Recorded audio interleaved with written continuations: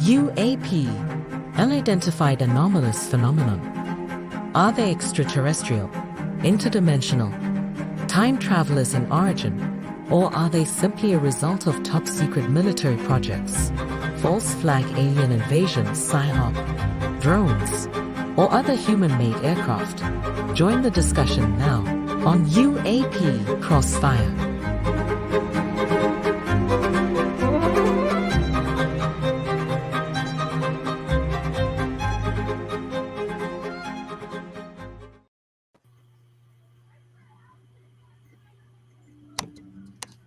Well, someone has to say it first. Happy Halloween. Welcome to UAP Crossfire. Go ahead, Commander. Happy Halloween. And for those that will celebrate tomorrow, happy All Saints or All Souls Day, depending on your personal convictions and backgrounds. So I've been gone for a while, going around the horn. Chris DiPerno up in Buffalo, New York. Don Ecker out in the Los Angeles, mostly peaceful Dodgers winning the World Series. Congratulations. Mostly. And the Padre is coming to us live from South Dakota with a alien pumpkin in the background, waiting the trick-or-treaters. Well, it's great to see you all, gentlemen, and I hope it's been a good day and evening leading up wherever you're all at. It's been a great day so far, Commander. I have one super fan I want to give note of, Bill William, who's out of the San Francisco Bay Area. He's written me a few times. He was very concerned when Don wasn't feeling well, and then when the shows were rerunning, if everything was okay with us. And I got him caught up with my travel and telling him that the Padre was getting ready to step in. And I got to say, if the lighting is just right with the Padre, there's almost that opening scene from The Exorcist. Oh dear! With the hat and you don't see that, Chris? You can't see what I'm saying? I don't want to see anything like that. I don't want nothing to do with exorcisms and the demon. And I didn't even tell you that we had pea soup earlier or anything. I'm happy with flying saucers and stupid aliens that you could probably kill. I don't want anything to do with those little. Well, speaking of demons, I got a question. Now, after the show is over tonight, and I grab a bite to eat, I'm gonna watch John Carpenter's Halloween for about the 9,637th time. Okay. Now, I'm sure you guys all saw that film at one point or another. Big question. Was Michael Myers a demon? Well, he was the slasher with the mask. I thought he was a hockey player. No, that was something else. That was Friday the 13th. Yeah. I lose track of these maniacal ones, Don, you may be right on that because he kept coming back. Well, I mean, Dr. Loomis shot him 6 times with a .357, blew him out a second-story window, and when he went to the window to look, he was gone. Now, that told me something. Yeah, that they were using round-nosed solid points instead of hollow points. I don't know. The Padre jump in there. Oh. Yikes. I guess you you never can't go have wrong a bad with sermon, did you, Padre? All your sermons are good. Uh-oh. I think a lot of movies nowadays, No, Don, not at all. is Trying to get into They absolutely are. Demons flee at my sermons, I think. I can understand that, especially if you are going to talk about ballistics. I can understand that. So, all right, one of my favorite movies, Don. I like Carpenter a lot as a director. I think, in fact, I think he has done the greatest B movie that most people have never seen. It's in the Masters of Horror series. They're shorts, that different ones, and it's called Cigarette Burns. And if you like Halloween, you need to run down a copy of Cigarette Burns. Carpenter did this in the Master of Horror series. It has a little bit of everything you're talking about in it, and I think you will be convinced that your conclusion that old Mikey is possessed or a demon is very accurate. Now, have you seen the version of it that was done later on? You mean from Australia, the guy in No, Australia? the Halloween that was done. I can't even think of the. He's a pretty famous Rob Zombie? Yeah, Rob Zombie's version of it. I thought that was another one that was excellent version of it, and it had the same kind of vibe that you're talking about. Right. Well, I got to tell you, the first time I saw that, it truly, and it came out in what, 79, I think, 78, 79, yeah. Yeah. I was already back from 2 tours in Southeast Asia in 72. That film gave me nightmares. I can It understand. really did. This is going to add to your nightmare list. I was a senior in high school. But keep talking, please. Don't let that throw you. No. That's fine. That's fine. But I got to tell you that gave me nightmares. And I'll tell you another horrifying movie. The first time I saw it doesn't really hold up today as well as it did when I first saw it. But I saw it in 79. It was on HBO. And it was the guy that did, the fellow that did the Don Coscarelli. All right. And it was called Phantasm. Oh, yeah. Yeah. Oh, yeah. Now, that was a horrifying movie the first time I saw it. Yeah, and the whole series is pretty, but the first one, though, really did set a really good baseline. You know, you got the guy yelling boy, who's, he's one of the most famous horror B actors, that made his career. There's also some very interesting outtakes and shorts available in that series, stuff that they just couldn't fit in. But the whole pretense of running around, grave robbing, it involves extraterrestrial enslavement. I mean, there's a lot of crazy, crazy stuff there. Right. And the little short guys in cloaks. Yeah, which were supposedly those are the people that were replicated and then compressed. Yeah. That was freaky. I can remember I was living in Denver then. And I can remember going outside to do something, and it was dusk, almost night, and I'm looking around to make sure nothing was creeping in the shadows. No silver spears flying around. Yeah, nothing like that. All right. Well, since you open this up, I want to bring around Chris. Do you have a favorite?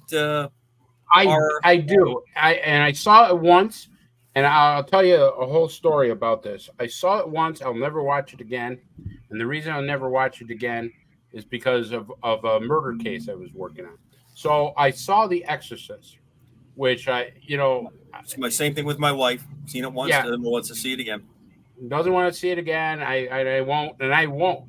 So I saw The Exorcist, and I said, "Wow, this is a crazy movie." So and I've never told this story before in public, but people know about it. So, anyways, I'm called in for a homicide. It's a children's homicide. A child was murdered, and I go, and they want me to interrogate the guy, interview him. And so I go in there and I start interrogating and working on this guy who killed this young baby. And so, we're talking. No, I didn't do it. Yeah, blah, blah, back, forth. Finally, and I'm getting closer to him, trying to break his space, which is a police technique. And he looks at me, and his whole demeanor just changed. And he smiled at me. And he leans toward me, breaking my space. And he goes, "Yeah, I did it." And his eyes turned solid black. They found me barfing in the men's room after that.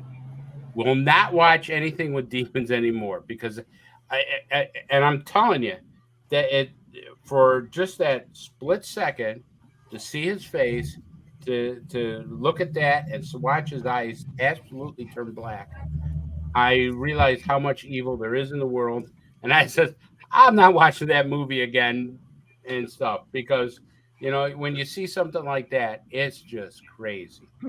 Now, Had you put in that series of movies, the second one was horrible. That was the one with Richard Burton, and they kind of went off the storyline. Didn't see it. But number 3 with George C. Scott, That was a which- prequel, right? Oh yeah. number 3 closed up on the original story, and I thought they did an unbelievably great job with it. And it's not as nearly well rated. Speaking of George C. Scott, which if you say his name like that, it's a sentence. There's some actors that their names are You sentences. say it 3 times real fast, he'll pop up. Right. Well, that's a different movie, which I like and is funny, and I don't think George will be popping in anytime soon. But he did a movie, and I can't remember the name of it, where he moves into a house and he is haunted by a child's ghost, and he unravels the mystery. And it's very well done ghost story. It's very well done. It's I'd say a early 70s movie. I'll try to look it up on the break. Dan, what about you? Do you have any particular one that you like or gets under your skin that way? I do not watch slasher movies, and I do not watch demon movies, primarily because demons are real, and that's my line of work, so it's a little close to home. But as far as I remember, the first alien movie that I saw that absolutely tore me apart with fear, and that was the original Alien. Oh God, yes. Sigourney Weaver. Mm-hmm. When it was just so well done, and so the tension in it through the whole thing, and when that thing came out of the guy's belly, it was just like the whole theater just went, oh, absolutely. Yeah. I mean, it's done in what, 6 colors? Black, white, yeah, the color, whatever the flame is, the green, and the so and it was an interesting play on Alien, the first one being Alien, and then the next one was the plural, Aliens, which was okay. And then of course the franchise, lost its mind and went crazy. I remember the date at Alien, and I remember her fondly because I had a shirt that I could no longer wear because she completely had stretched out the sleeve, the side that she was sitting on, because she kept pulling on this polyester shirt. I mean, I looked like a Quasimodo freak when I came out of it because she had completely just unraveled the thing. Yeah, exactly. It was all right. Well, I'm going to give you 2 movies that I want you guys to consider, and I think Dan, I don't think they go too far off your. Well, one definitely does. So, but I think you're familiar with it. Night of the Living Dead with George Romero. And when you think about the budget, if you have the opportunity, read the backstory. I got a story about that. I would expect you would, being from that part of the world. But I mean, like, his accountant is the family, the mother and the father and the daughter. Those were people that he worked for George, and all the extras. One of the first real breakaway black actor scenes to come along was because of that, and it was because this guy walked in to do the part, and they all agreed. They didn't even they didn't care. They were casting. They wanted to get the right effect when the person came in, and it was dramatic. The other one I think that I always recommend to people is Carnival of Souls. Again, an unbelievable backstory to this. The guy who produces and directs this is driving back up to the Midwest. He's coming up from, I think, California, and he goes through Salt Lake City, and he sees out on the edge of the lake this giant dance pavilion. And it just looks amazing. It's closed, and he just gets completely enchanted with it. And he created a movie around it. And it's an absolute classic what I would call a classic horror film. It doesn't have any slashing in it, but it just has some really hypnotic scenes to it. And it's got an incredible backstory. The lead actress is still alive. She's 83, 84 years old. I'm desperately trying to get an interview with her because she was in Perry Mason's and all kinds of other movies of that time period. But two for people to keep in mind. But Aliens, yes, Padre, I would say that is probably sets the right tone for our little adventure tonight, our little run in the show tonight. John, you were going to give us a little background on Mr. Romero. Yeah, in the fall of 1968, I was in my first year of college at California State Teachers College. Now, there was a small community there named California, and there's a little backstory with that. And it was very close to Washington, Pennsylvania, which was south of Pittsburgh. So that's where it was located. And I was going to college there. Can I make a quick side note, Don? Sure. Because I think some people are going to get lost here for a second. The place that Don's talking about, I've been to. I've actually been on that campus because I worked all around there a few years back, is in Pennsylvania. He wasn't in the state of California. The California Teaching College is a school in Pennsylvania. Go ahead, sir. Oh, I thought I said that. Okay.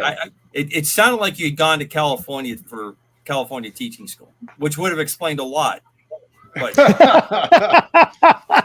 but anyway, the reason it got named California, and this is just a side note, during the California Gold Rush, a lot of people from the East were moving out that way, and probably some grocer or somebody with a business set up there, and they named the place California. So that's basically it. But anyway, this had to be in October. And in Pennsylvania, you guys are all in cold climates. So you know that in October, November, it gets pretty chilly in PA. And this was a night I was able to break away from my boarding house I was in. I thought, I'm going to go see a movie. What movie am I going to go see? So it had only had one, maybe two theaters. And there was this new movie called Night of the Living Dead. So I said, oh, well, sounds like a horror. Okay, I'll go see that. So I went down and, 68, the price of admission was ridiculously cheap. I don't even remember what it was, but I went in, sat down, and watched that movie. Now, that movie had been shot all through that area, okay? And, of course, I had no idea who George Romero was, but that thing freaked me out. When I left the theater when it was over, and I had to walk back to my boarding house, well, I'll tell you what, I was keeping an eye on the streets.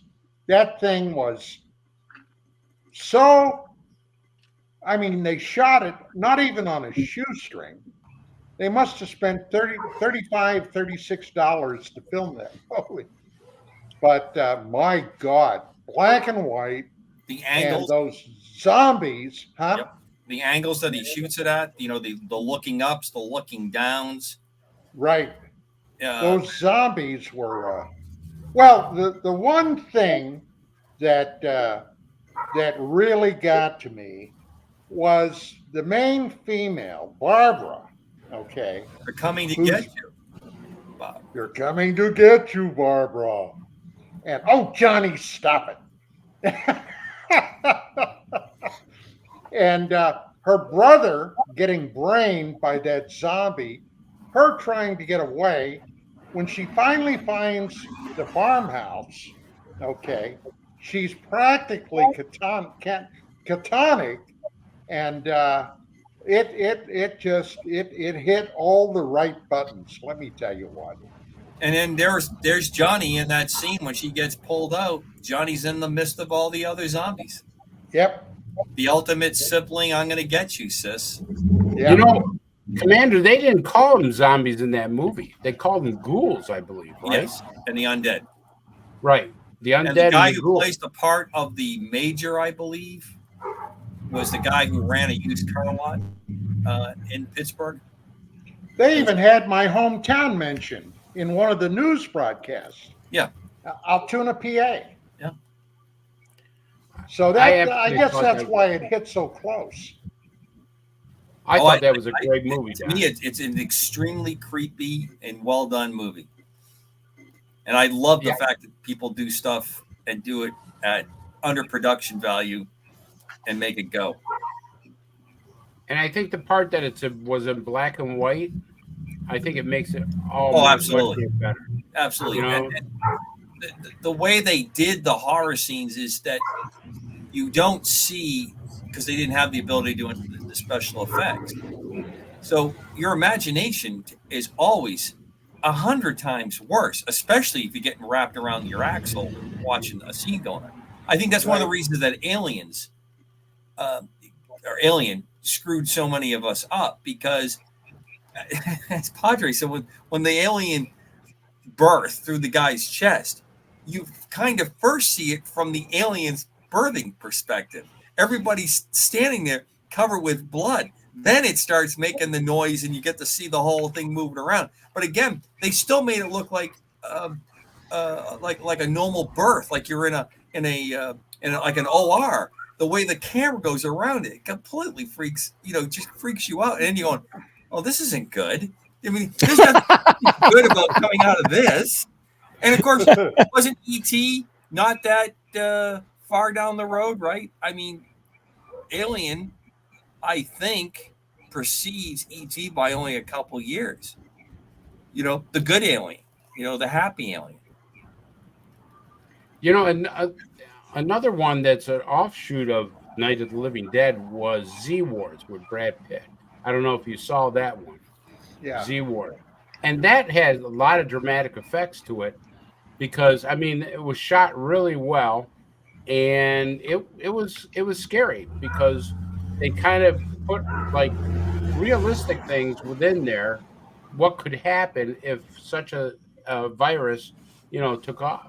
Oh yeah, I mean, plus post 9/11, it had the right kind of capture of that national trauma, that terror. And we have things like an urban setting like that. And people, I think, tend to think that they have much better control or much better connection to what's going on when they're in that setting. There's phones and there's places to go. That movie took it all away very, very quickly. Oh yeah. What about the worst Romero movie you guys have seen? The worst horror movie? Yeah, the worst science fiction / alien movie that you guys have ever seen in your life. I got to think about that. I'll start. Go ahead. Battle Beyond the ahead. Stars. Battle Beyond the Stars. I was going to say that. I was. Starring Richard Thomas, also known as John Boy Walton, and Robert Vaughn, formerly Man from U.N.C.L.E. Yes, that was horrible. The acting, the script, the plot, and the spaceship. I mean, how can I describe it? But I did well, like that. Don, blonde. you describe it. I did like the blonde. Oh yeah, I remember her. Well, yes, she wasn't wearing much, Don, but no, she wasn't. Yeah, the whole it is sub Mystery Science Theater 3000. I mean, below that level. Yeah. And Robert Vaughn was only. How about you? He was going to fight the battle for a meal. Yep. Do you remember that? Yep. Exactly. That was his Yep. thing. He was going to If you feed me, I'll fight. And I'm thinking to myself, wow. And considering he had the only level of decent actor looking he spaceship is, in that movie. oh, it made the stuff from Plan 9 from Outer Space look like it was 2001. And there's a movie I'm going to throw in. I think Plan 9 from Outer Space, Ed Wood's production, deserves a lot more respect than it gets, because although it's crazy and the stuff that is going on and his props are terrible, the story itself is not that bad. It really is. It had Vampirella in it. Yes, it did. Who successfully sued a couple women that tried to take her spot over. Now, there's an interesting, if you get a chance to catch her in some of the documentaries, how she used to get her waist that tight, what she would do. Amazing. Wrapped herself in saran wrap and I think some kind of like heating agent to get it so that she would bring her waist down even tighter to get into the outfit. I got to try that. I don't know if we got enough saran wrap for you and I, Dan, to pull that off. Just saying. How about you, Chris? About a horror movie. Film that. Film me getting wrapped in saran wrap. There's two that I thought were, one my wife didn't like, and one I thought was kind of stupid. The one that my wife wouldn't let me watch ever again was Barbarella. I mean, I was kind of a little intrigued by it, but once she saw Barbarella's outfit, that television was gone.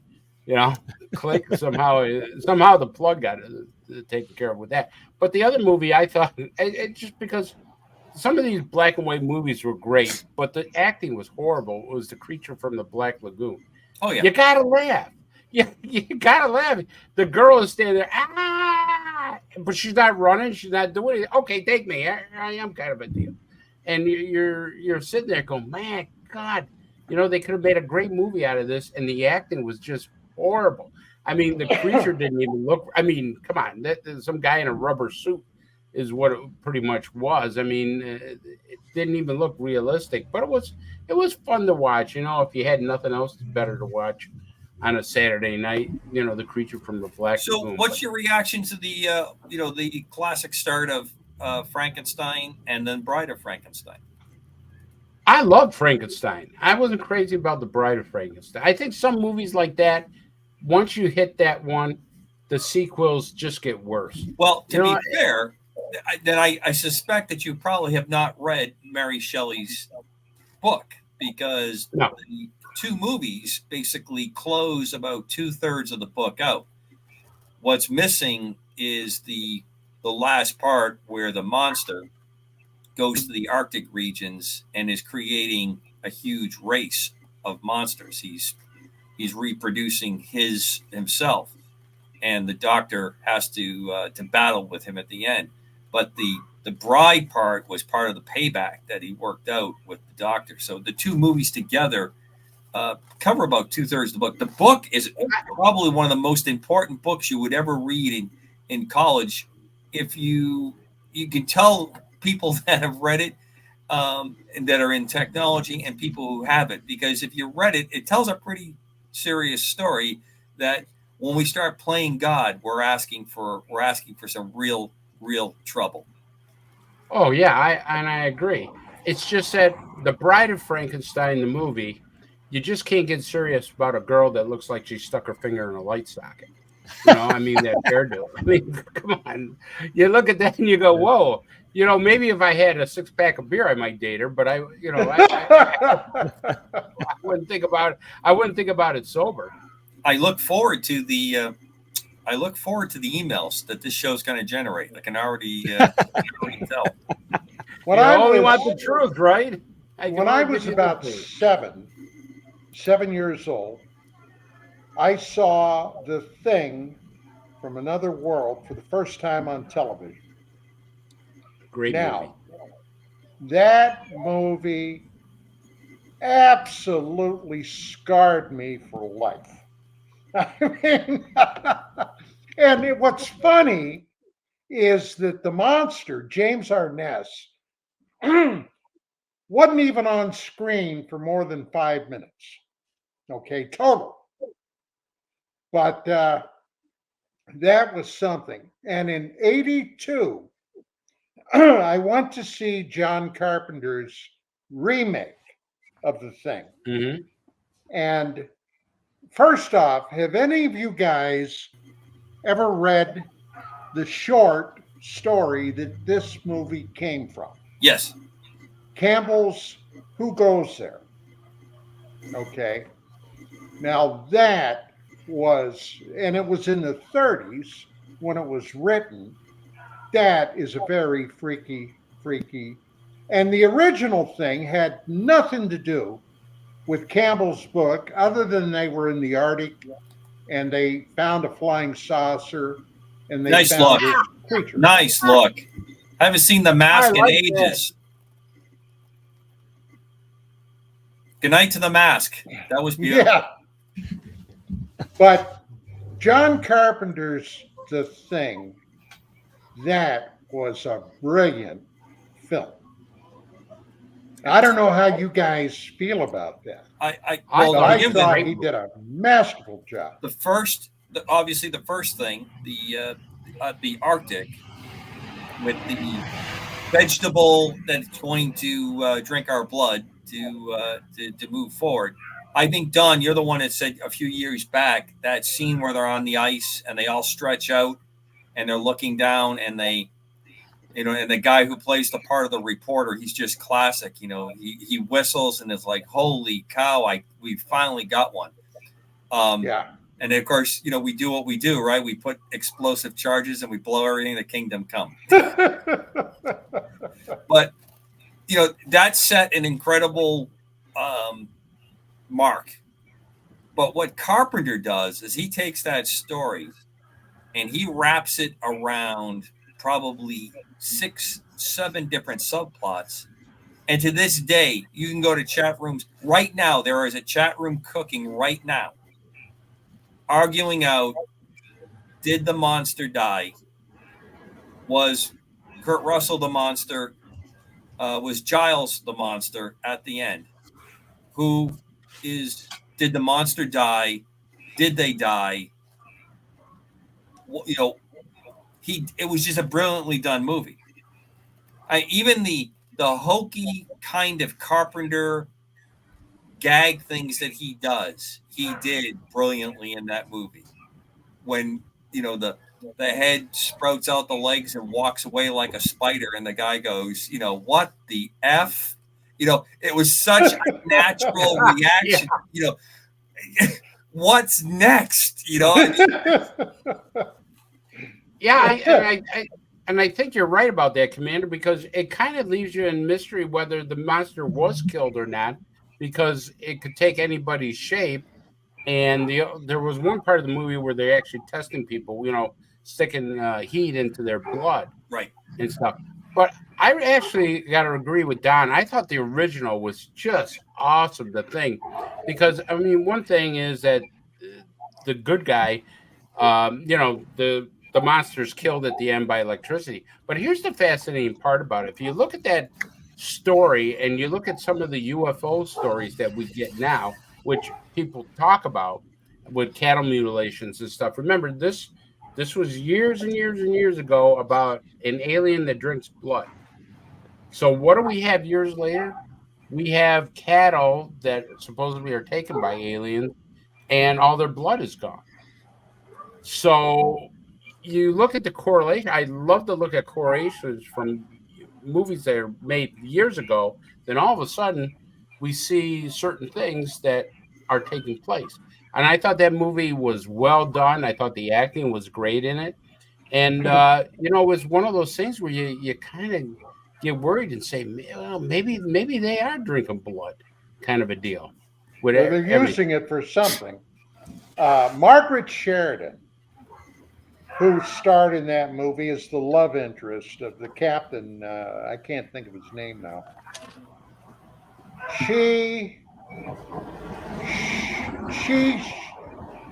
She starred in that thing. I'll tell you, I found her one of the most provocative actresses that I had seen in years in that movie. And I really wanted to find out what happened to her. And she appeared in a few more things, but she kind of disappeared from the scene. I thought she should have been a major star. You guys remember her? I do. I'm a little surprised though the kind of hook that she got into you, Don. I mean, I like the way she styled herself as a very self-made, woman. She's the one that broke the heart of the pilot, right? So she's and she's taking off and doing the whole thing. So I thought that was a kind of a breakout kind of role, but it's a couple of years post World War II. Huge changes to the landscape. Women had entered the workforce like never before, and many of them stayed. Not all of them went back to more traditional roles. So I thought it was interesting there. And you're right. I can't really remember. Did someone have a UFO land near them? What was that? Boy, no, that was actually a guy without a muffler. Oh, just drove by. Interstellar or interplanetary? Sorry about that. It's live. No, just a big F-350 truck. Obviously anyway, not electric. What about the? No. We don't see many of those out here in this part. You're in the real world. Country. I think it's. I think you call it flyover country, or we're a little more grounded. There's an electrical term for you.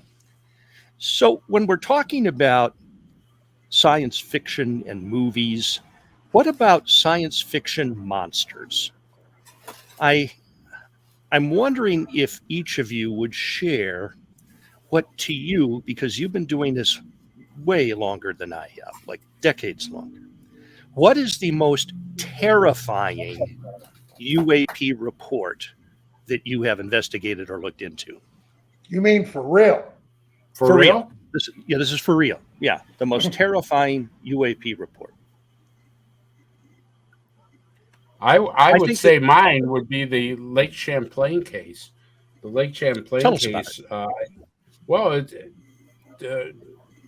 Dan, it started with a woman just reporting a UFO. She says, "Oh, yeah, we saw a UFO that was over Lake Champlain." So, the first part of the report was nothing, no big deal. But then when you talk to her, she said, I was in my cottage right by the lake. I was there, and all of a sudden I felt that I knew a UFO was coming. And I go, "You felt the UFO?" "Yes, I felt the UFO was coming." And so I said, "Well, what kind of feeling did you have?" It was like some kind of communication. She says that they're going to appear. So she walked out with her husband. She says, "Honey, you got to come with me." And her yeah, baby, I need you to bring me the dental adhesive in the red tube. Yeah, that's pretty scary right there. God, you can hear us, buddy. Whoa. Your camera's down, but your mic is hot. With the dental adhesive. And I saw the way Vicky was dressed tonight for Halloween, so make sure you kill that mic too. We don't want to get caught. So anyways, it was killed. Well, it's not killed now.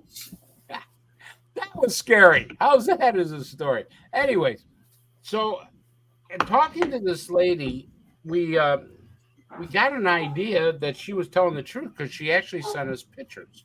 So she says, I went out on the porch with my husband, and sure enough, this orb came over the treetop level right by the lake, hovering by the lake, came up toward our yard, hovered there for a while, then slowly went away. And I go, "Well, how do you get these feelings?" She goes, "Well, I don't know. My mother used to have the same feelings too." So I actually called the mom and I said, "Hey, what's going on?" And she said, "All right, I'll tell you. I had an encounter. I had, not an abduction, but an encounter 2:00 in the morning when my baby was born," talking about the woman that had the psychic connection. She says, there were 3 creatures in my room. They told me telepathically not to worry, and they hovered over the child. And the thing was, the child never knew this. The daughter, yeah, daughter never knew that her mother had an encounter like this.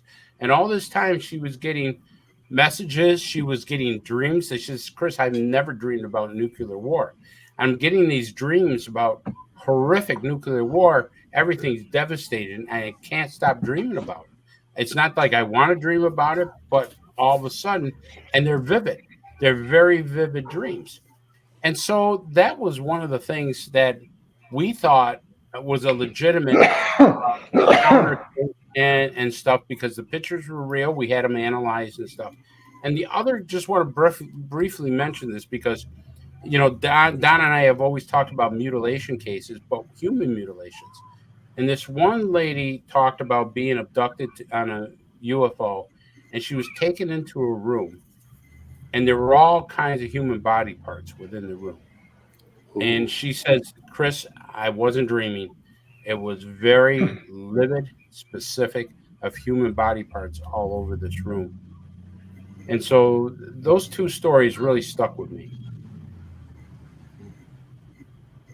That answer the question, Dan? I'll jump in on mine real quick, Dan. I had the opportunity to meet Travis Walton.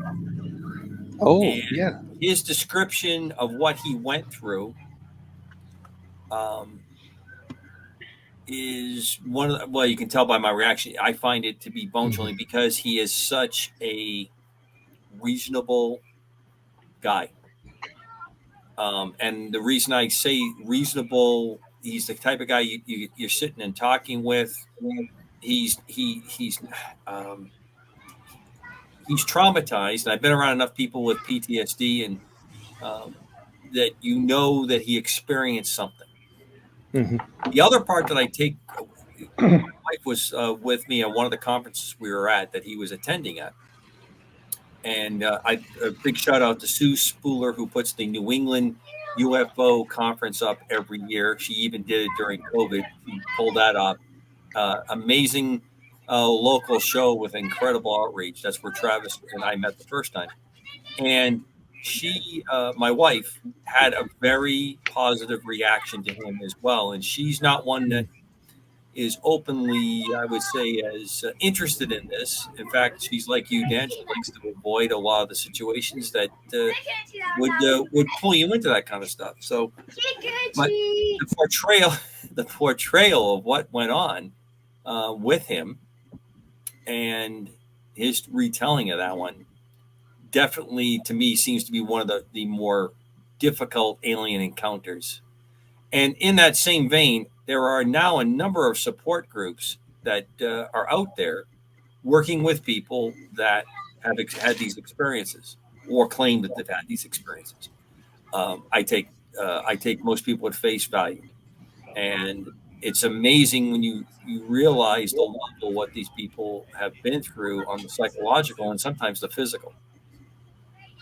Don, to you. Can I just say, with the Travis Walton case, I met him too, and we talked about it, Commander. He's an amazing guy. He's really, really down to earth, and his story is so good. He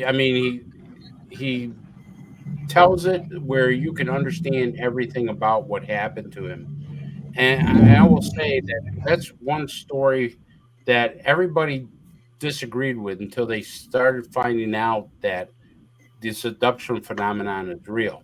Because if you watch the thing Fire in the Sky or Dr. Travis, the whole town was really almost against him. They were like, "Oh, Travis was killed. He was murdered." Went through the whole thing. They had to go through polygraphs. They had to go through all kinds of garbage. And then up pops, Travis, and then they think it's a big hoax. He's trying to get publicity. But he's not that type of guy. No. He didn't want any part of that. In fact, his life, went in a direction that he never would have picked for himself.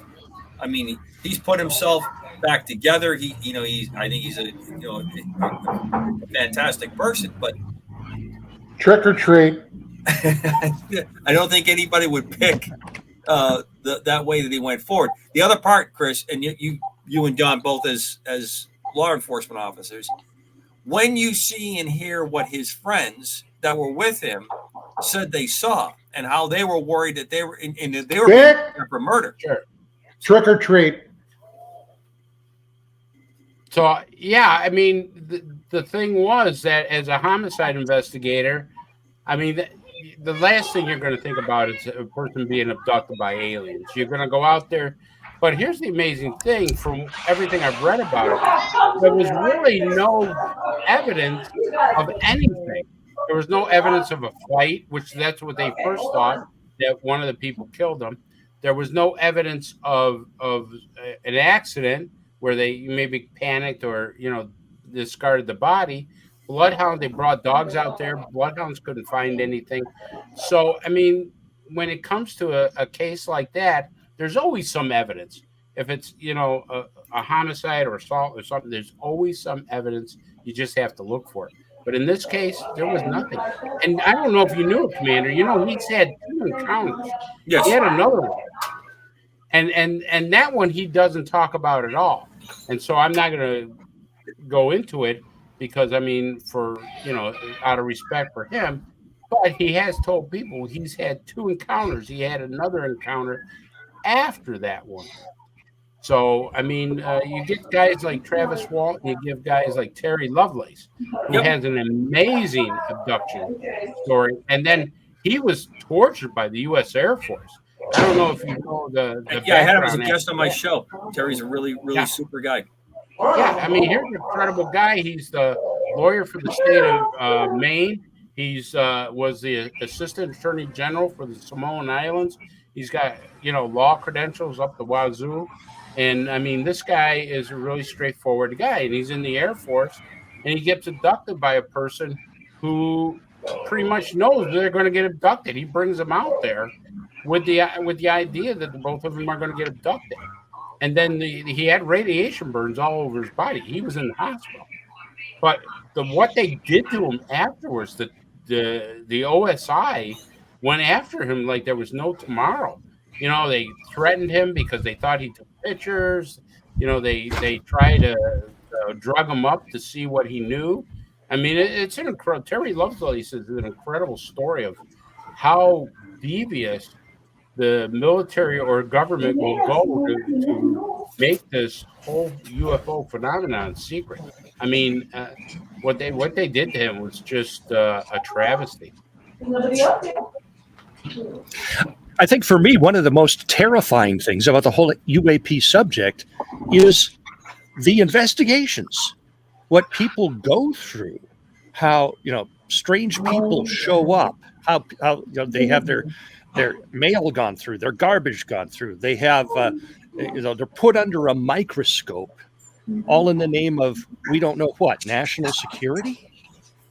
It's puzzling to me that we are almost as fearful of having to do something like that, which might keep people from coming and getting involved or reporting something just because they don't want to get on somebody's radar. You know what I mean? Well, it's a difficult course of action. You are not going to convince people if it isn't a well done investigation. So if probing questions aren't asked, if evidence isn't documented, you're going to say, "Oh, come on, we're just playing a fan club here. We're going along with the story." Then that pendulum swings the other direction, where it seems like the weight of every agency is against you, trying to press you into a certain kind of outcome to either get you to recant, or to just never report it, or to just go underground with it, not to be part of it. And you see that happen in other areas as well. And then there's this other or third element that I see that it just repeats. This Men in Black thing, that if it's actually happening and it's of spectral, we have a spectral kind of quality to them.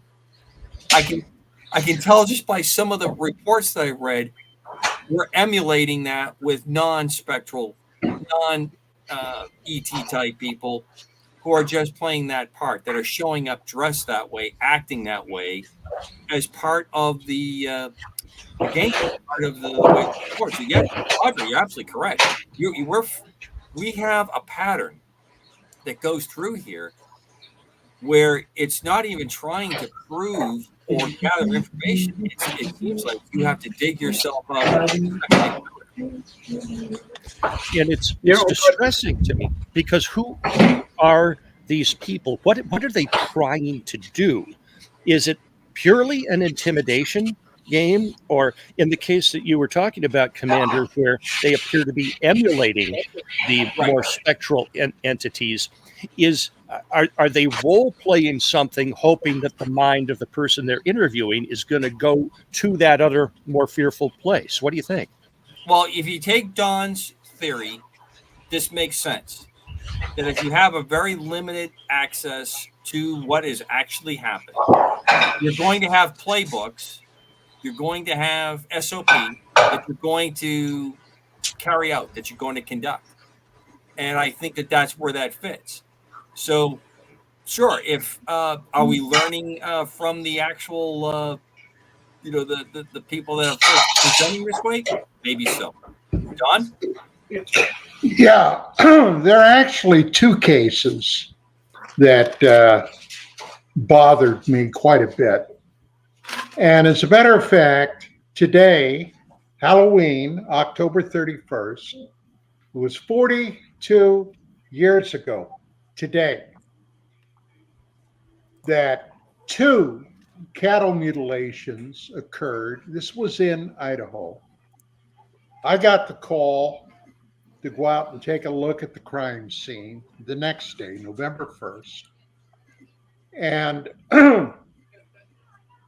the first animal that I saw, okay, it had rained the night before. It had rained Halloween evening.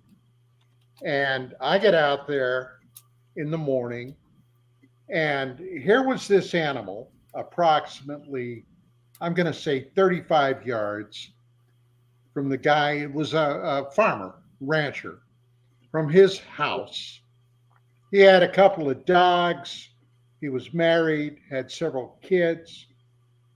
He woke up in the morning, looked out, saw this animal, and it freaked him out. Now, at that time, there were a lot of mutilations going on throughout the Southwest.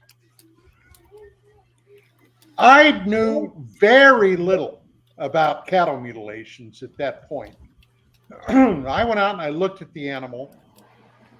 The animal was bizarre. The rectum of the animal had been cored out. The sexual parts of the animal, the tits, they had been, well, one of them had been removed. The eye on the head of the animal, one eye had been cored out and cut down to the bone. Okay. Now here was the part that really got me going. The animal had been exsanguinated. Now, the guy, like I said, his home, his dogs, the kids, the wife, nobody had heard a thing. All right. The dogs did not alert. That in itself struck me as, struck me as totally bizarre. Incidentally, later, I had gotten some pressure to basically sweep this under the rug as an unsolved agricultural crime. But there had been another animal that had been mutilated also in the next farm over. Now that has always stuck with me. As a matter of fact, what? We have a special guest that's joining us before the break, Don. Ah, okay. But that also was one of the contributing factors that caused me to write my novel, Past Sins, because of the loss of blood of these animals. Now, the other case, which I did not investigate personally, happened in Ohio. And this case, okay, struck me as weird. Now, I know I've mentioned this. All right, I'm going to hold you on that case because you're going to bring the Ohio case up on the backside. Okay. Let's bring in our special guest, who's a producer at KGRA and also a super fan. Because I know Skywatcher is flying invisibly on my wing here. I guess they're gone. No, he's just teasing me now. Oh, she vanished. So we lost our special guest. She must have been hurt about the Barbarella remarks. That's the only thing I can gather. Well, look, we're almost up against our break, so let's tell everyone you're listening to UAP Crossfire, our October 24 Halloween special. Dan, the Padre Carlson, special host, it's joining us on the team here. Don Eckert, a.k.a. Decker, and Chrissy D. DePerno. We are all here tonight. We're talking about a little free form of what's going on. And I have some stuff to open up, but we're going to open up on the backside of this in about 2.5, 3 minutes with Don's second story in Ohio. Well, welcome back to UAP Crossfire, a very special edition on our Halloween of 2024. You know most of the gang, Chris DePerno, Don Ecker, and Darren Carlson. Don, you're not hearing us? You're giving us some signals. I don't have you, Don. I see you talking, but I can't hear you. This would be the treat part or trick part of trick or treat, I guess. All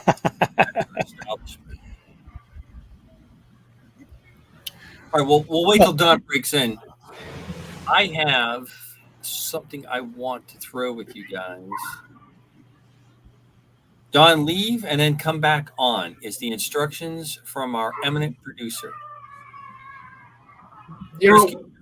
I just want to piggyback on what you said, Commander, about how they try to destroy people's lives that come forward. If you look right back from Jesse Marcel, years back, right from the start, right from the get-go from Roswell, anybody that's ever tried to tell the truth or tell the story, they have absolutely tried to destroy. So, I mean, this is one of the things that we have to be careful of because, we'll talk about false flag operations by the U.S. government, and you don't really realize that these things do happen. And I didn't believe it. I was one of these guys who said, hey, geez, I don't believe the government would do false flag operations. I don't believe the government would, discredit people. But as you grow older, wiser, and do some digging like you do, you come to find out there's a lot of truth in some of these things that you think are conspiracy theories. Well, Chris, I mean, let's be fair. I want to give a fair airing on this because one is sometimes it's with good intention, and the road to hell is paved with good intentions. And what I mean by that is the need for security, the need for keeping things controlled often has incredible amount of people's lives hanging in the balance, as well as major parts of our economy and security. So I get that. The problem is that, and the Padre can jump in here with the ecumenical moment that I'm driving towards. We are flawed beings, and sometimes we get a little carried away with our zeal on these kinds of things. In the name of Jesus Christ alone, the atrocities that have been committed is horrifying. And there isn't probably a religion that hasn't had these kinds of events go on. So governments, this is going to happen. But I think that the zeal and then the recruitment and then the defining that this has to stay this way because a group that is not following any kind of democratic or republic kind of procedure is what really gets you and I and Don, and I'm sure I don't want to speak for Dan, but this is where it really gets your ire, because you are saying that we can't handle it, but this self-appointed group can. And that self-appointed group is going to continue to recruit the people that it needs to maintain this facade of what we're doing. And I don't agree with that. To a point, Commander, I guess what I'm trying to say is there's two parts of this. Do government have, good intentions to basically keep people safe and keep things, from, oh my God, I lost my thought with Bill on the air with that mask. Anyways, so, I mean. How do you know it's a mask and he hasn't taken the one that we see him with all the time off? Yeah, probably. Oh, and look. And there's the other one. So we have the one from Canada, and we have the one from upstate New York. Are you able to speak or communicate in any way, special guest? Oh, just yes or no, right? That's all you can do? I can talk. Oh, you can talk. Excellent. Well, I don't know. Have you met the Padre, Dan Carson, before? I don't think so. This is a very special mystery guest. Greetings, mystery guest. And she's one of the most I don't mean to misgender you, but I sense that you are a female of your species.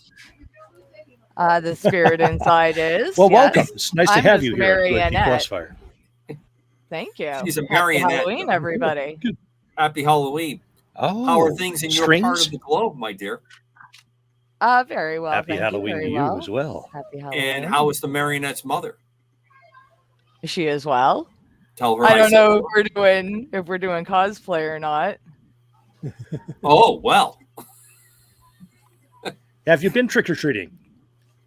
No, but since no one came around, I got my fill of candy. Excellent. Oh, yeah. I have to keep my ragdoll body. I have no strings on me. Where were you guys talking about your favorite horror movies? I'm just trying to figure out where you got that picture. You remind me of neighbor's daughter. I know who she's portraying. I do too. You do too, Commander? You know what her favorite movie? Oh, you're wrong. I am not Billy the Puppet. If anyone has seen Five Nights at Freddy's, I'm known as the marionette, but my marionette has inhabited a little girl named Charlotte Emily. Right. Now this is the girlfriend for the guy down in Key West, Robert the Doll. I remember reading about that in a chat room when this came out. Now, I mean, I don't want you guys thinking I'm, getting that many kind of crazy chat rooms, but I do keep up with the Robert the Doll thing. After I met him, and then I met the guy who did the books on him and had him on the show. Wow. Kind of freaked me out.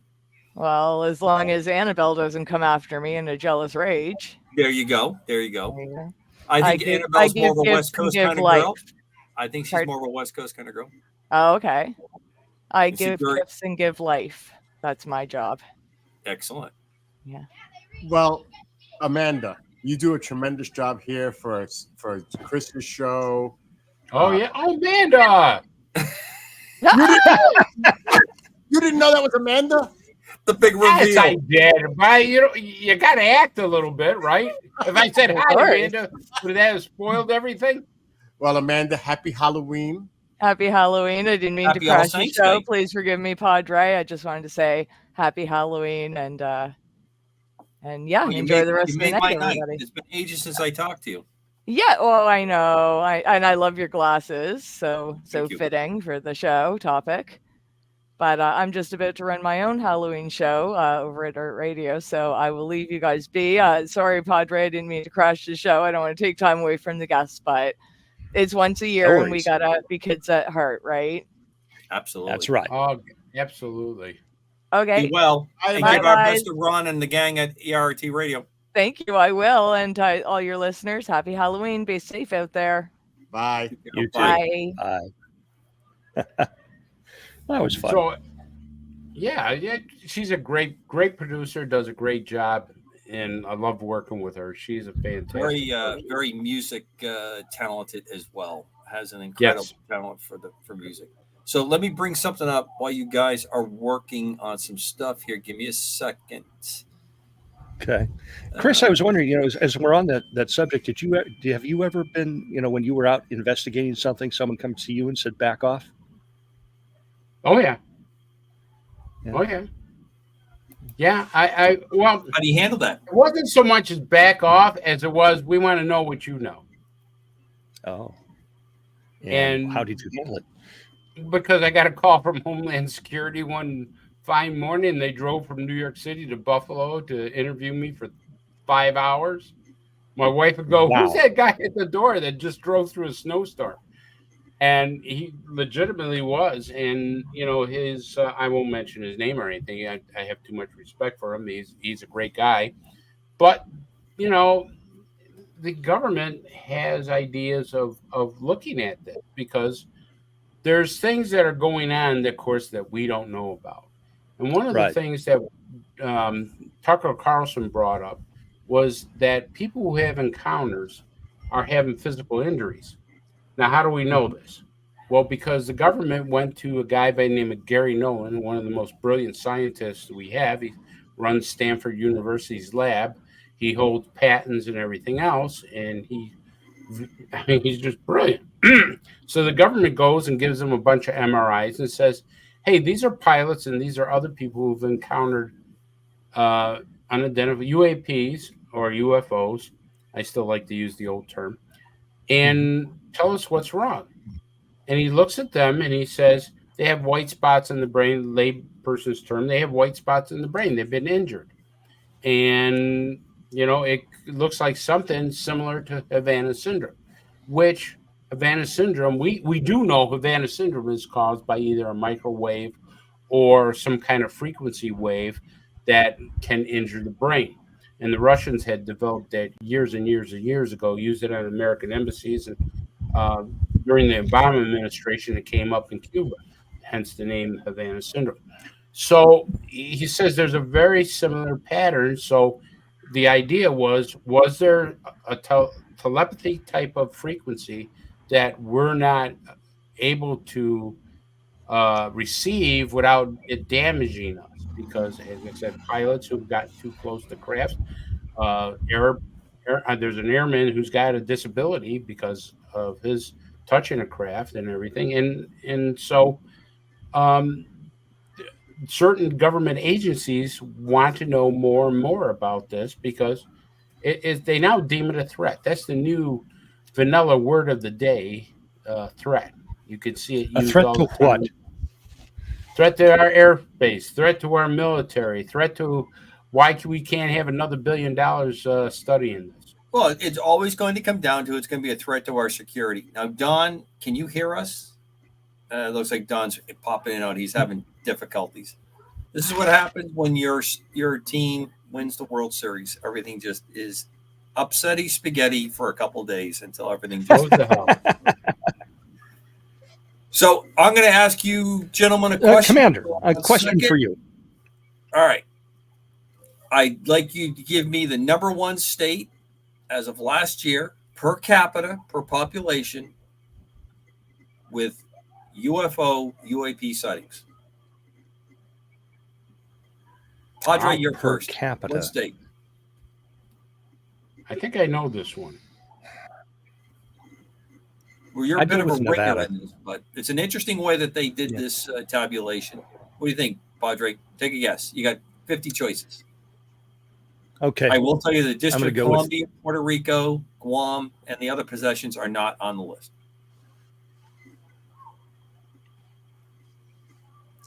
Okay. For UAP sightings, I would go with New Hampshire. Interesting. Very interesting. What do you think? New Hampshire is tied with Maine. Wow. At 86 visits per capita. That's per 100,000 people. Number 5. Chris, what do you think? I would have thought California. I mean, I look at California does not even make the top 10. I'm telling you, our MUFON reports we get, California is always the top one of the list. So you got me there, buddy. So the number one, according to this study, is Vermont. I was close. Yes. Why Vermont, Commander? Well, the way they do this, and like I said, it's interesting. Per 100,000 residents, they rank the sightings that people have. So if you have a lower population state and a high number of sightings, that's how they're trying to square this circle a little bit to make it work. And I kind of understand their process that they're using here. You know, if you have a higher population area and you're not accounting for more people that could have seen it, then, you know, how do you come up with that?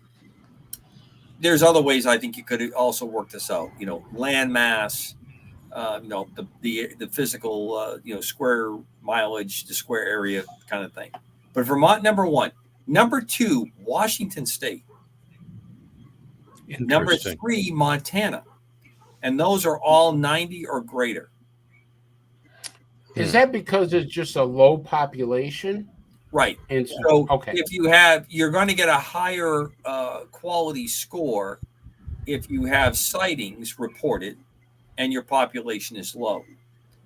Alaska, number 4. As I said, Maine and New Hampshire are tied at number 5. Oregon, number 6. New Mexico, number 7. Wyoming, number 8. Idaho, number 9. And Arizona, number 10. Now, I was amazed that Pennsylvania, because of Dr. Stanton and all his good stuff that we have been talking about, that they didn't pop in there. But I just thought I'd throw that in there and get your reaction to that.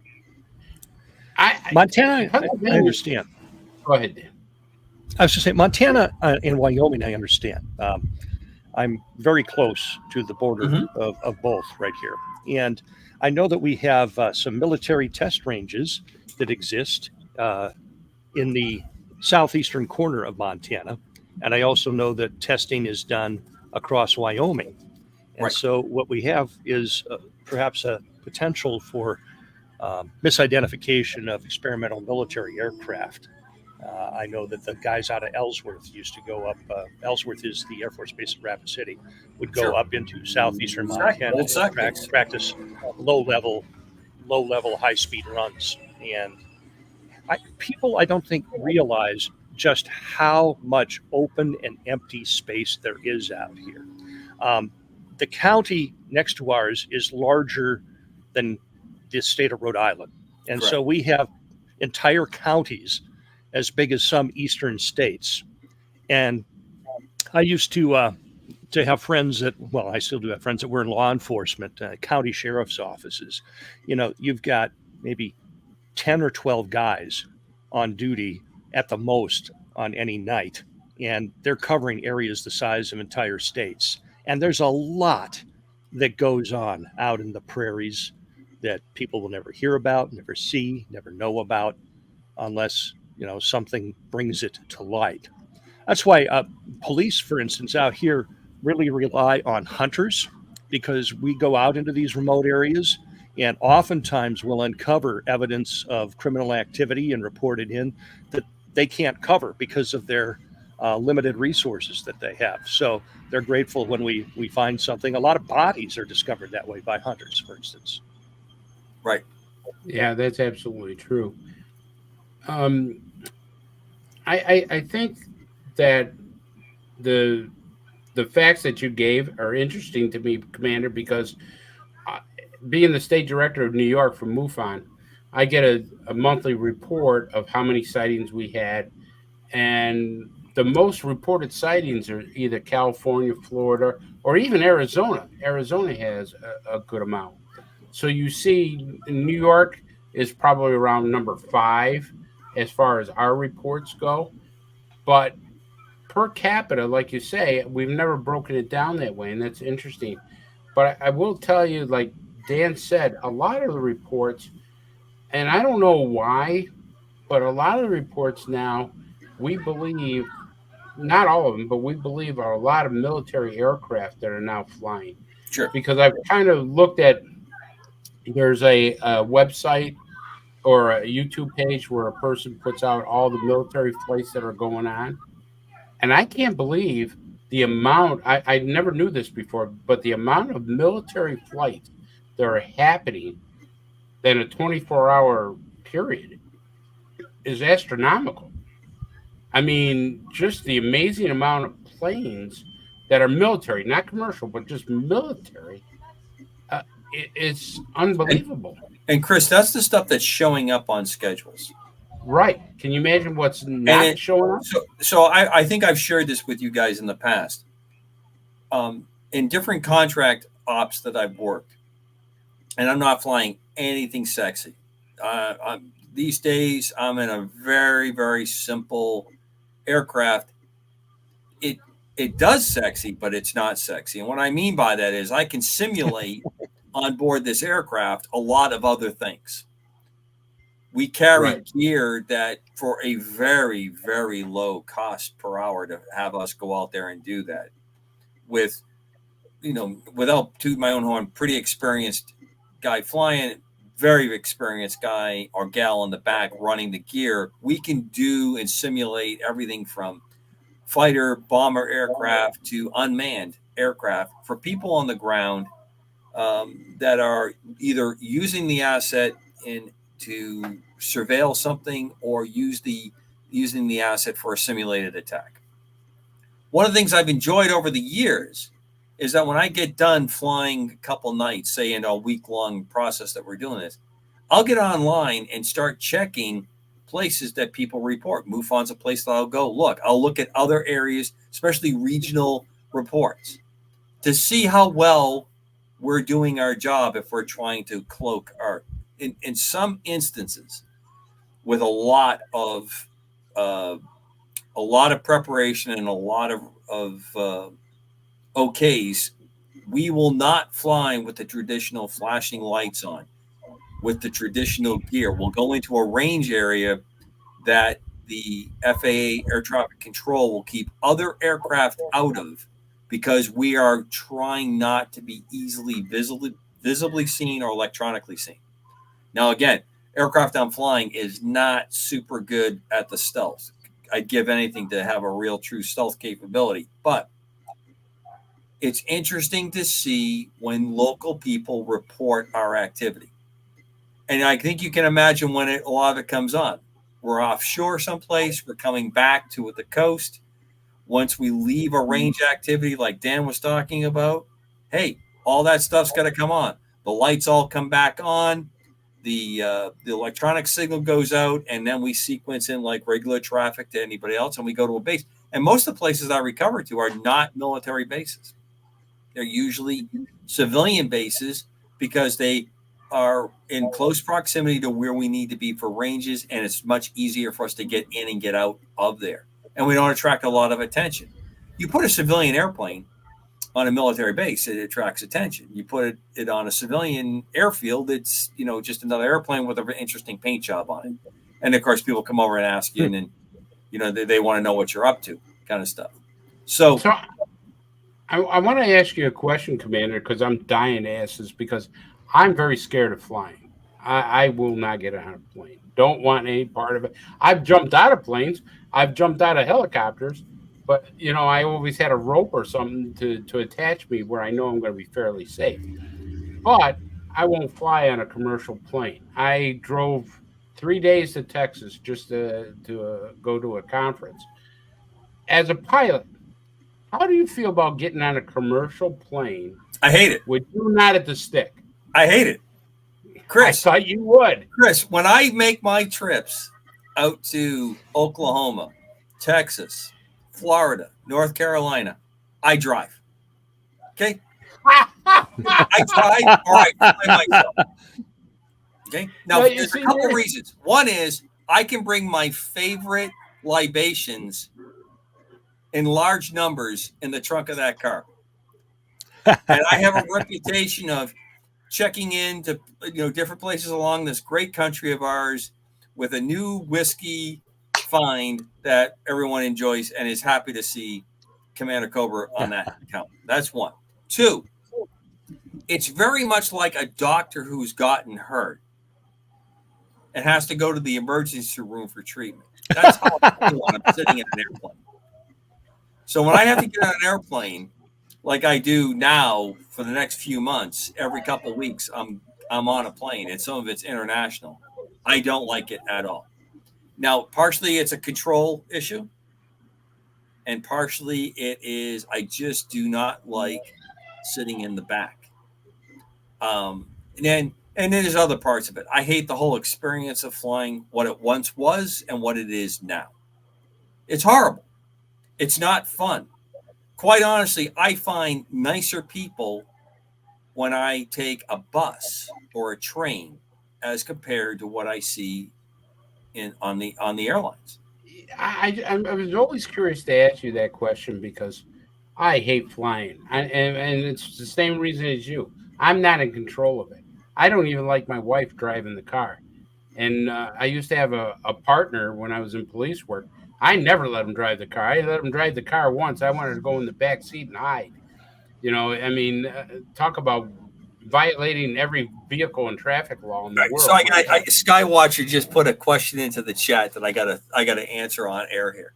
He wants to know that if there's turbulence, how do I behave? Well, first of all, most people that are sitting next to me, even if I'm not wearing these sunglasses, it's either going to be it's a nonstop chat fest, or there's just a signal I send out that we're not talking.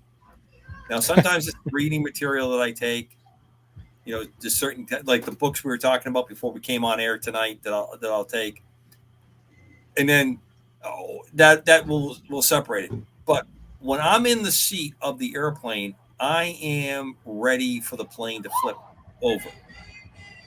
So people will watch my whole thing. I have that seatbelt cinched down tight. I am, completely, and then occasionally I might make a remark about, like, say, the landing or something that's going on. I do remember one night this is close to 40 years ago. I was in full uniform. I was in the Air Force in those days, flying into Albuquerque to go to the Air Force base there. And the guys flying this TWA airplane, long lost great airline, they killed the engines and were settling in for the landing. But Albuquerque International in those days was known for not having a lot of lights. It sits in a bowl kind of shape in that valley, in that part of the desert. And they missed it by probably 10, 15 feet, what I mean on the roundout. So when it came down, this woman next to me, probably, I'd say maybe 5 to 10 years my senior, she has been talking my ear off since St. Louis. We have just been chatty the whole time and just talking the whole time. And she's so happy there's a pilot sitting next to her. And every time there's a bump, I was fine. Everything was great. And she was just taking that. And when we start falling, I go, we're going to hit like a brick. And she immediately tensed up, completely grabbed my arm, and we hit like a brick. So bad that the overhead bins opened up and stuff was flying out. And these two poor bastards up in the front were assholes and elbows trying to get this plane under control on the runway. And it was an extremely long airliner. It was an airplane of that era that was really, really long.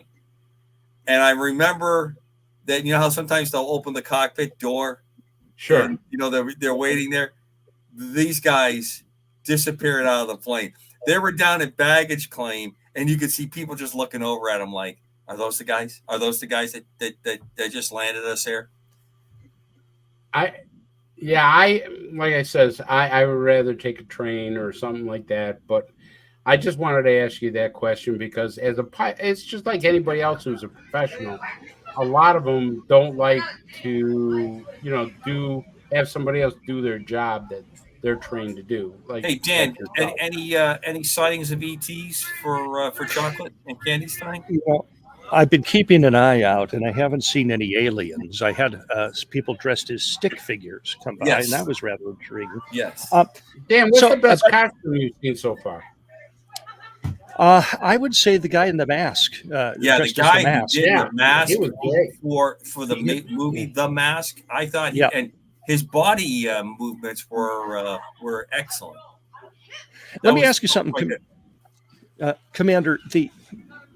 Many years ago, I used to fly airplanes too, and I had problems with motion sickness when I rode in a plane, but I don't have it when I'm flying the plane. Is that common?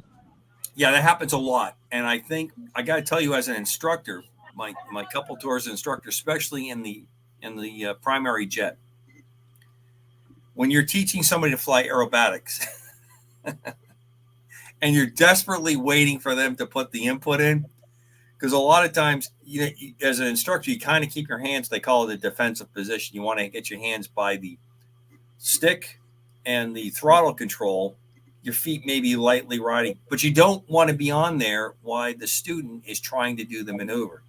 So you're waiting for that action to come. And of course, then you're also evaluating how long it's taking them to do something. And a lot of times, if you do a maneuver and you're too slow, the plane we call it departing controlled flight. The plane's just not flying anymore. And then, you tumble out a couple things and you put a correction in and you reset up and you do it again. But one of the hardest things this is where I've always been so impressed with the folks that are special operators in the cockpit, weapon systems operators, radar intercept operators, electronic warfare officers. These people who are, they have to hang through all the G's, they have to hang all the mover, and they don't know when it's coming. And you do a pretty good job of trying to talk. Even in the little airplane that I fly now, when we had to really maneuver, I would always warn my backseater this was coming. And my backseater in the airplane I fly had two little tiny, teeny tiny windows on either side.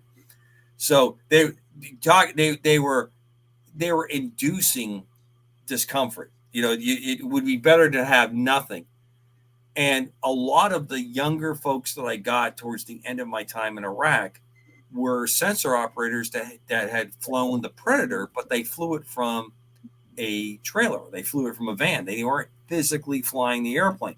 So they have developed this eye sense of looking at the screen,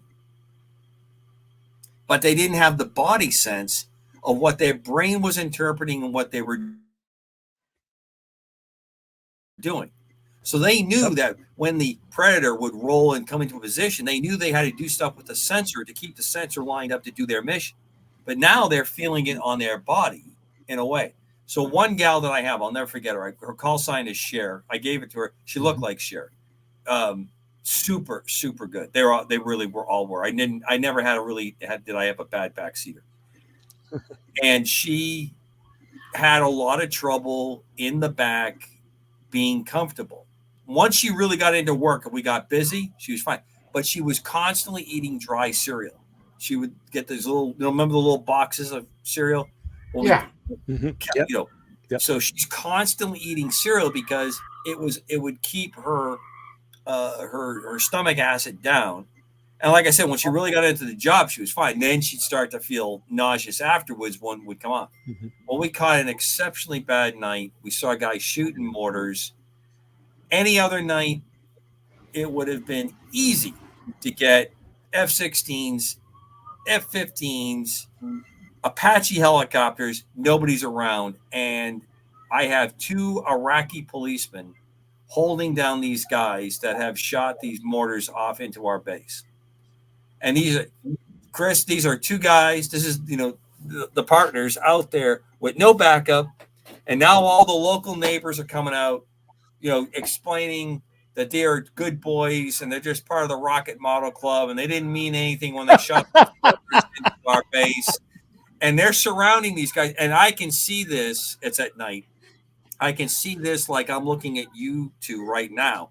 The screen, the picture is that good. And Cher's doing an incredible job keeping the picture in.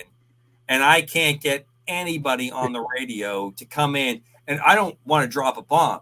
All I want is nothing quiet a crowd down faster than an F-16 or an F-18 or F-15 coming down out of the darkness, lighting their afterburners and maybe shooting a couple flares. People blitzed. They went every direction they were supposed to go. So these guys engaged the guys that were shooting. They've got one guy basically in handcuffs, and now they're being surrounded by the crowd. So here is Commander Cobra with his, at best, 140, maybe 145 knots going down a hill full power. In the dark, all the lights out. I come roaring down in the dark, and I tell Cher, hold on, we're going to make a pass. And I can remember her like coughing out all the cereal that she has in her mouth. What?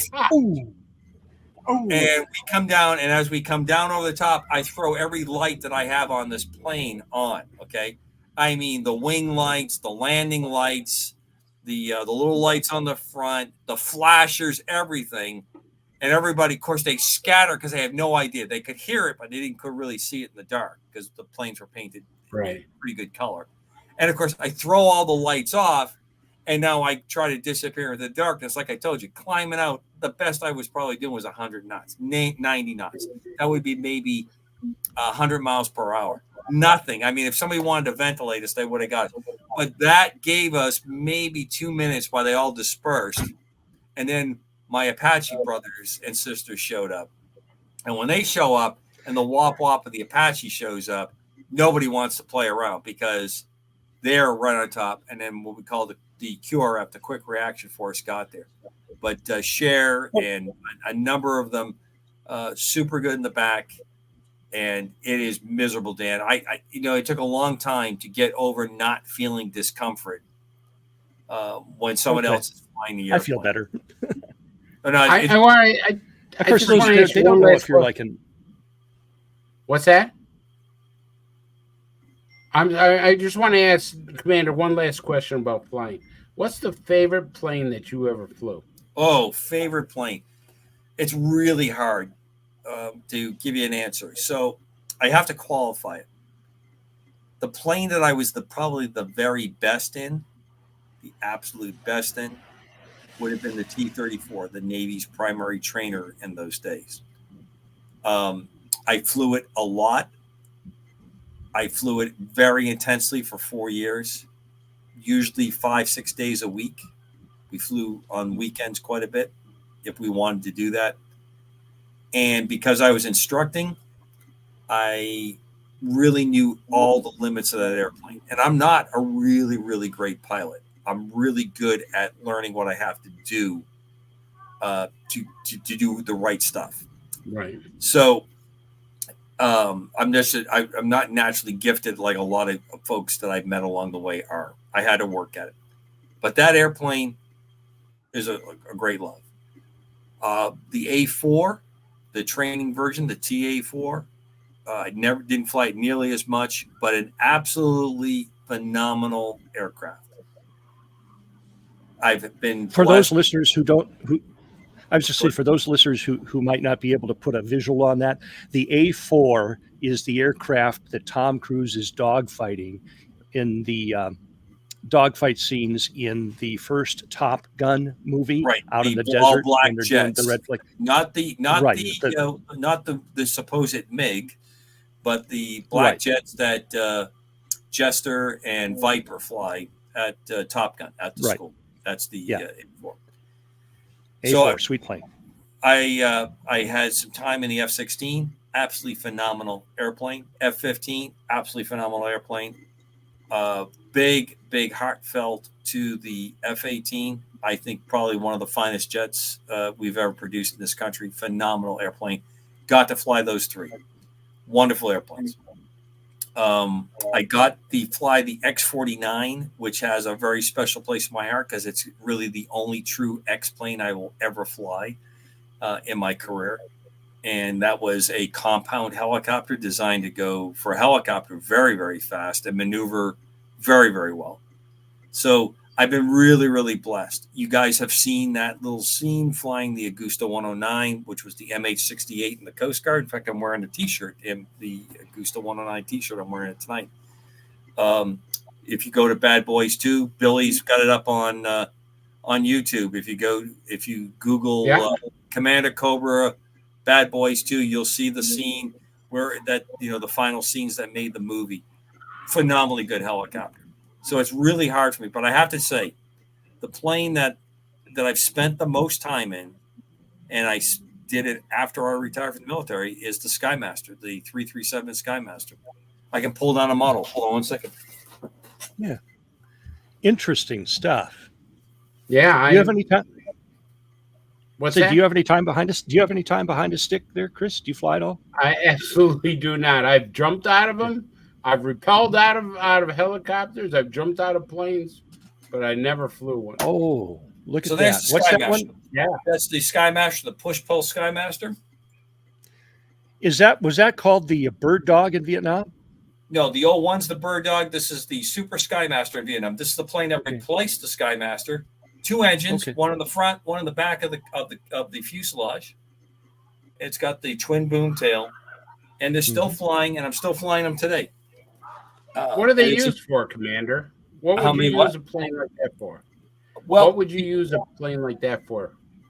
We can put on that airplane, because of its design and its background, you can hang things on the wings, because it was designed in its military role to carry ordnance on its wings. So I can put sensors on the wings, and those sensors allow me to play different roles, different parts and pieces in exercises or missions. I've done everything from whale reconnaissance work, tracking where sea mammals are, to close air support with these airplanes.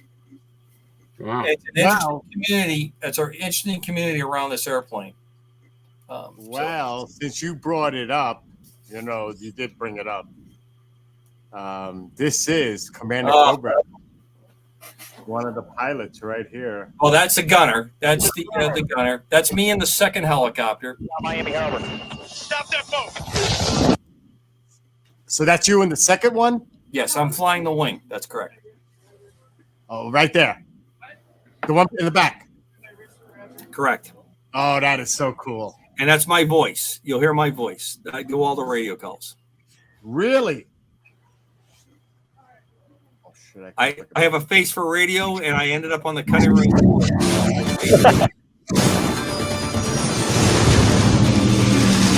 Did we miss it already, the voice part? Oh, no, you'll hear me through all the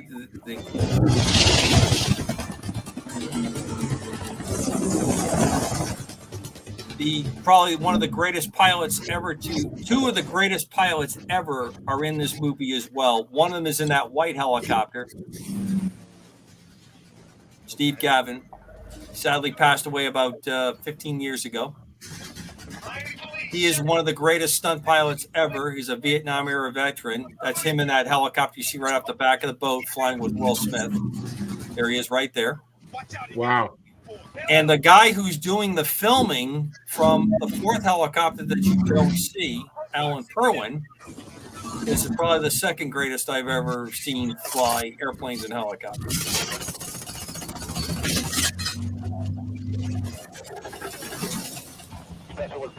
That is so cool. You know that? It was an interesting experience. Wow. We did a week's worth of work for about 2.5-3 minutes worth of So film. tell us the inside scoop about Will Smith. Well, I never met Will Smith. I never met him. I never met Martin Lawrence, but I met his stunt doubles. And his stunt doubles, their stunt doubles were two of the most fit young guys I've ever been around. They were amazing. Just absolutely phenomenally great guys. So they're the ones that you see jump out of the helicopters and you see them do a lot of the stuff. They were phenomenal. And I have to say, Michael Bay was probably one of the coolest cats that I've ever dealt with. I mean, this is a guy who's making incredible movies in Hollywood. I'm brought down to go over my scenes. I read the script and I read the layout of the scenes in a meeting before we went into, to do the filming. We're going to go over it. And I have Coast Guard officers whose job is to be in Hollywood. That's their job. They're called liaison officers. So when all the military have people there. So when the Hollywood wants to make a movie and they want to use aircraft like Top Gun, they come and they say, hey, here's the script. Can you help us out? Now, obviously, Michael Bay has a very strong reputation with the military. He happens to love the U.S. military. He also happens to love the Coast Guard. And he wanted to do this movie, Bad Boys 2, obviously based in Miami. He wanted a very strong presence of the Coast Guard. So that's how you see all the Coast Guard helicopters and a lot of the Coast Guard ships that are involved because of that. At any rate, Michael Bay has me in for this room. He's sitting at the end of this long table. I'm sitting at the opposite end. And he can tell right off the bat that, and I made a remark that there's a lot of, inaccurate scenes that's going on. Your movie, do what you want, but this is, the issues.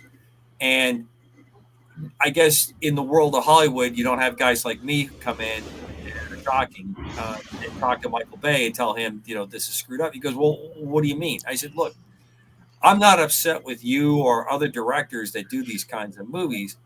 But I am, and I put my hand like this on my forehead, I'm one of those losers that sits in the audience and waits to see who the military technical advisor was. Because if I ever meet he or she, I'm going to give them a piece of my mind when the haircuts are wrong, the ribbons are wrong, the uniforms are wrong, the wrong kind of airplane, the jargon is wrong. I mean, simple, basic stuff. Now, be honest, a number of these movies, a lot of stuff that goes on, people who claim to be military people get themselves in the middle of these things, and they're not. The same thing happens with medical shows, law enforcement shows, and then sometimes the director says, no, screw it. I'm going to do it my way. My way more entertaining than real life. But Michael Bay looks at me and he goes, Commander Cobra, obviously used my real name. I said, no, please, Mr. Bay, call me my call sign. And he says, well, no, don't call me Mr. Bay, call me Michael. I said, so we got that established. He goes, can you give me examples? I said, well, when you did the movie The Rock, you had U.S. Air Force painted on F-18s. I said, you cannot believe the kind of effrontery that you committed there. The whole thing that went on with single engine fighters, the Air Force selecting the F-16, the Navy taking which was then the F-17, YF-17 became the F-18 to go that direction to build their airplane. I said, and then you put in stuff in the Blue Angels when they were flying in San Francisco as part of that whole thing. No one would make an attack that way with the Blue Angels. He goes, well, how do you know I got that was from the air show? I said, I flew with that air show. I know, I was there. But the best part was, in that movie, Mr. Bay at that time, Michael Bay at that time, has two English bull mastiffs. These dogs, they have heads. When I tell you their heads are like bears. They're huge. Wow. And they're in the room that we're in having this meeting. And the dog looks over and just senses this guy's a dog person. Now, I'm in my tropical uniform because it's the warm months. And this dog is eating in a bowl that you could bathe in. I mean, the dog has a huge dog dish. And then it goes over to the water bowl. It gets its drink. And it says, that guy at the end of the table in the blue uniform, he likes dogs. And that dog came over and turfed its muzzle, covered with food and slobber, right in my lap, and parked a head that must weigh close to 30 pounds on my head. And I'm petting this dog, and he's looking up at me with those big eyes. And Michael Bay knows at this point, this guy's okay because he likes my dogs. And I am. You guys know I'm a huge animal person. Right. And he is just looking at me. He goes, all right. And he brings in the two guys that draw the scenes, the sketch artist that does the storyboards. I believe that's what they call them. Yep. And the script guy. And we got this stuff all straightened out. And the scenes that you see are the stuff that him and I kind of negotiated to make it as more accurate, but not give away anything that we were doing. So that's the story behind all those scenes. Trick or treat. Happy Halloween. Well, it's a great story. I can tell you that. They really are. So let me ask you this, both of you guys. Dan, I want to start with you. Okay. Some people and I want to ask this because I actually recently just heard this a couple of days ago. Some people do not want to celebrate Halloween because they fear it's too close to the devil. It's too scary. Now, you're a Right. pastor, and we talked Yep. earlier in the show about, you don't play with Ouija boards, or probably you don't have anything demonic or anything. But yet, Halloween is sort of like a celebration of the devil, right? Well, now, it just so happens my sermon last week was, should Christians celebrate Halloween? And what we've concluded here is that, yes, it is a pagan holiday. That's how it started. It started originally with the Celts, and then when Christianity spread throughout the Roman Empire after Constantine, we had missionaries go out, and they found that, okay, these people are celebrating November 1st, first day of the 11th month, as their new year. And the night before, they believe that the spirits of the undead can come up and circulate among the masses. Right. And these monks then said, let's come up with something to make this a holy holiday. And really, early Christianity did that a lot. They did it with Christmas, they did it with Easter. And so they came up with All Saints' Day, a day to honor those who have been martyred for the faith. And they set that as the first of the month. That was the New Year Day. And then that came up through the Roman Church. And then when the Reformers came along, well, lo and behold, here comes Martin Luther and tacks his 95 Thesis on the door of the Wittenberg Church in Germany.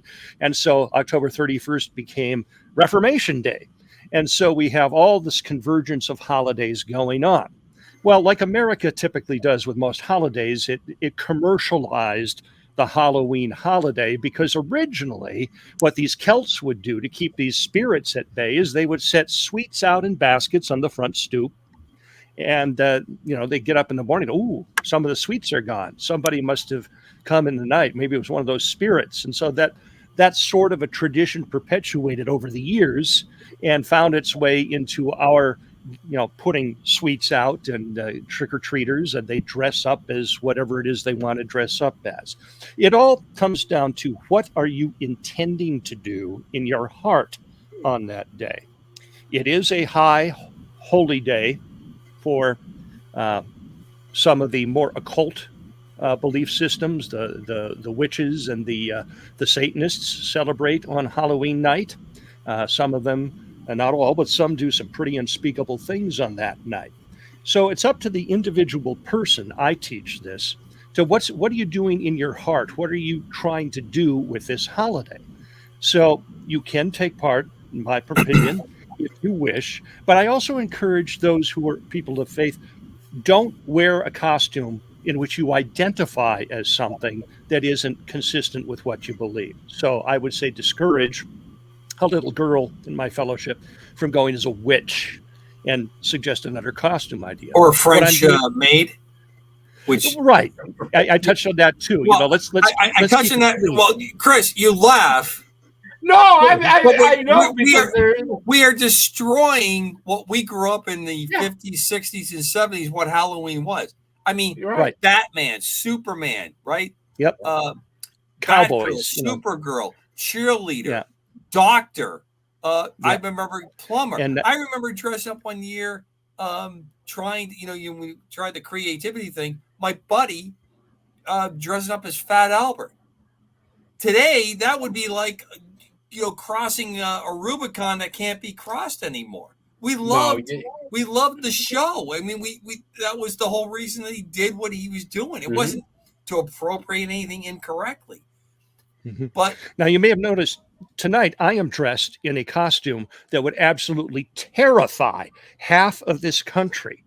I am an overweight, middle-aged white man with opinions and educated and articulate with a following, who happens also to be a Christian and a straight white male. So that right there just terrifies half the country.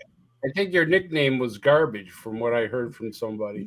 Yes. Well, somebody's got to take out the trash. These things happen. How am I? Yeah. I was just to say, what I'm doing here is I'm passing out candy. I'm also passing out little wristbands with Bible verses on them. and brochures to people who don't have a church want to consider coming to mine. So that's what I'm doing here to kind of mix the my faith in with what other people are doing. So I've recently joined a church myself where I was unsure how they approach this holiday, and I got to tell you, Dan, the pumpkin in the background, the setting in the background with the candle and the lights is going back right to Don's, when Don was talking about the movie, right? His movie that with Michael Myers, that is the scene back there. It's tremendous. Absolutely. You win the award tonight for setting the stage. Yay. But as we come down to the end of it, I have no problem engaging and combining my faith and my faith systems in with all these parts of it. And I like the part when people explain to me, well, the reason we're doing something like this holiday or Valentine's Day, because it lines up with a Roman calendar that occurred. I understand the early church, what they were after, you have these holidays, but this is, we're the new bigger kids on the block, and here's how it works, and entwining that in there. There's nothing lost by talking about that. But like anything that we've talked about, including what we talk about when we talk about UAPs and UFOs, you can swing yourself very far on that pendulum, way off into an area that you are not able. The very thing that we didn't really get too deeply tonight is, we're down to our last couple of minutes. I want to talk about UFOs, UAPs. Don't bring up cryptids. I want to talk about UFOs, UAPs. Don't bring up any other paranormal activity. And I'm one of those people that believes that there's a incredible confluence, intersection of all of this that occurs. Sure. I applaud you. Yep. Amen. Now, before we go, for those that are listening to the show and haven't heard it before, the Padre Dan Carlson has some great books out about some very interesting cryptids, and along the lines. In fact, I'm after reading the books and seeing how he looks tonight, I'm getting a certain feel for one of the characters. There they are, Species Unknown and Species Unleashed. Well worth it. And I think that if you send me an email, and my email is up there, I can get him to at least send you like a book card. It might look like an index card, but it'll be a book card signed to you if you want to do something like that. Absolutely. So all the super fans out there, I'm really sorry we lost Don tonight. Vicky looked phenomenal. I can only imagine the fun they're having in California as the night starts there with the kids that are coming up. Happy Halloween, happy All Saints Day, All Souls Day, and those that celebrate All Souls south of our border, connected to the same thing that Dan was talking about. Thank you, Chris. Yeah, it's been a great show, Dan. Thank you for coming on, and we'll hope to see more pleasure. of you. I think that'll be a great thing. And Commander, thank you for. We've got Dan joining. We got Dan joining the team, and I'm glad that we're going to be 3s and 4s as much as possible. I will be traveling a lot, and as I always end the show, that I have any kind of control on. God's peace that surpasses all knowledge and understanding. Till the next time, UAP Crossfire, KGRA, DB, and Bill Skywatcher and Amanda, who did a great improvisation this evening when they joined us. Thanks, and be well. See you all very soon. Good night.